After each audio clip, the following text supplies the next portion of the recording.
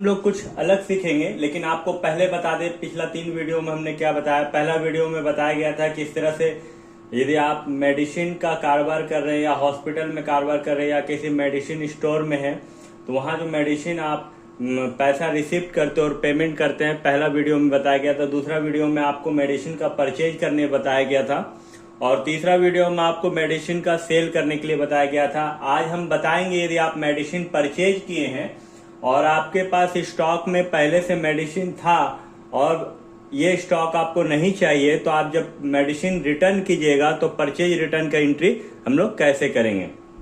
तो चलिए वीडियो को स्टार्ट करते हैं। वीडियो आपको अच्छा लगे तो वीडियो को जरूर अपने दोस्तों के साथ शेयर कर दीजिएगा। और आप यदि क्लास करना चाहते हैं कॉमर्स या कंप्यूटर का, तो आप हमारे इंस्टीट्यूट में आ सकते हैं, जय मां शारदा इंस्टीट्यूट, विलेज रोड में। और यहाँ पर हम लोग देखेंगे कि इंडियन हॉस्पिटल का हम लोग वीडियो, इंडियन हॉस्पिटल में हम लोग टैली प्राइम में काम कर रहे हैं। तो पिछला 3 वीडियो भी जरूर आप देखिएगा, तब आपको समझ में आ जाएगा कि किस तरह से काम हो रहा है। आज हम लोग सीखेंगे कि किस तरह से हम लोग परचेज रिटर्न का एंट्री करते हैं। तो परचेज रिटर्न का जब आप एंट्री कीजिएगा तो इसके लिए आपको लेजर बनाना पड़ेगा परचेज रिटर्न का। तो चलिए सबसे पहले लेजर बनाते हैं। क्रिएट में आपको इंटर करना है, लेजर में आके इंटर करना है और यहाँ पर आपको परचेज रिटर्न का लेजर बनाना है।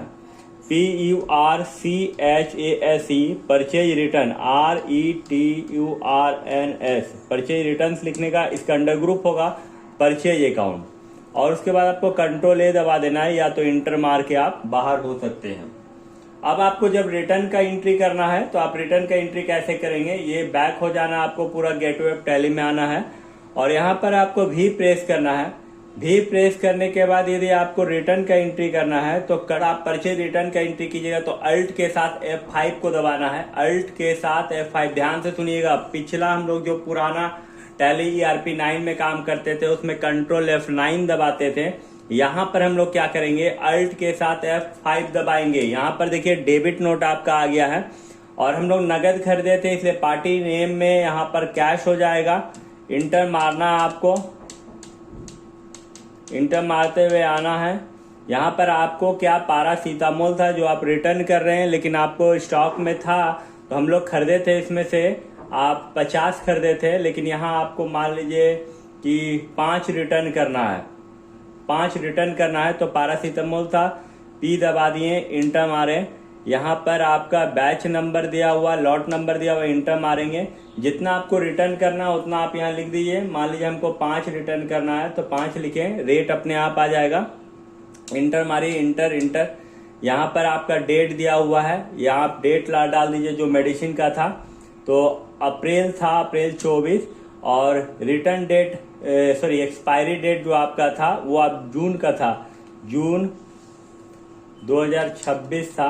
इंटर मारिए, इंटर मारिए, इंटर मारिए, इंटर मार के आप निकल जाइए इस तरह करके। यहाँ पर आपको कुछ नहीं देना है और इस तरह करके आपका परचेज रिटर्न का एंट्री हो जाएगा। यदि आप देखना चाहते हैं कि आपको परचेज रिटर्न का, यानी आप जब परचेज रिटर्न का बिल आपको मिलेगा तो आपको बिल कैसे निकाला जाएगा, तो देखिए यहाँ पर आपको क्या करना है, DD प्रेस करना है और यहाँ देखिए डेबिट नोट लिखा हुआ है। डेबिट नोट में आपको इंटर प्रेस करना है और यहाँ पर बिल के लिए आपको अल्ट के साथ P बटन को दबाना है और इंटर मारना है। यहाँ पर I बटन को दबाना है, जैसे आप आ जाएगा, लेकिन बिल आपको पूरा क्लियर दिख नहीं रहा। इसके लिए आपको क्या करना होगा, अल्ट के साथ Z दबा दीजिएगा, यह आपका जूम में आ जाएगा। देखिए इंडियन हॉस्पिटल जो माल रिटर्न कर रहा है वो नगद खरीदा गया था, तो परचेज रिटर्न नगद किया गया, तो परचेज रिटर्न भी नगद होगा।